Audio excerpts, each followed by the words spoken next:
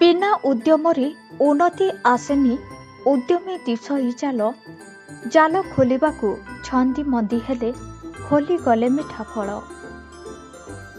ମଣିଷ ଜୀବନରେ ଯେତେବେଳେ ଖରାପ ସମୟ ଆସେ ସେତେବେଳେ ଜଣାପଡ଼େ କୋଉମାନେ ତୁମ ନିଜର ଆଉ କୋଉମାନେ ତୁମର ପର ଅଟନ୍ତି। ଜୀବନରେ ଯେପର୍ଯ୍ୟନ୍ତ ନିଜ ଲୋକଙ୍କଠାରୁ ଧକ୍କା ନ ମିଳିଛି ସେ ପର୍ଯ୍ୟନ୍ତ ବୁଝିପାରିବନି ଜୀବନ କ'ଣ ଅଟେ। ଭୁଲ ଜୀବନସାଥୀ ବାଛି ସାରିବା ପରେ ରିଅଲାଇଜ୍ କରି କେବେ ଜୀବନ ହାରନ୍ତୁ ନାହିଁ। ଥରେ ନିଜକୁ ଷ୍ଟ୍ରଙ୍ଗ କରି ଦେଖ, ତୁମ ହାତ ଧରିବାକୁ କେତେ ସୁନ୍ଦର ହାତ ସବୁ ୱେଟିଂରେ ଥିବ। ତିନୋଟି ଜିନିଷ ପାଇଁ ପତନ ଘଟେ: ଅହଙ୍କାର, ମିଥ୍ୟା ଏବଂ ଘୃଣା।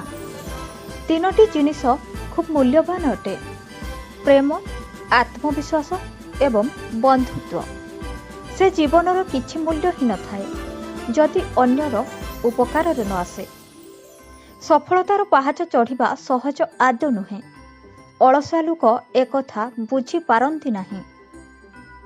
ପ୍ରକୃତ ବନ୍ଧୁ ଯେତେ କ୍ରୋଧିତ ହୁଅନ୍ତୁ ନା କାହିଁକି ସେ କେବେ ବି ଶତ୍ରୁମାନଙ୍କ ଧାଡ଼ିରେ ଛିଡ଼ା ହୁଅନ୍ତି ନାହିଁ। ଦିନଟି ଆପଣଙ୍କ ପାଇଁ ମଙ୍ଗଳମୟ ହେଉ। ଶୁଭ ସକାଳ।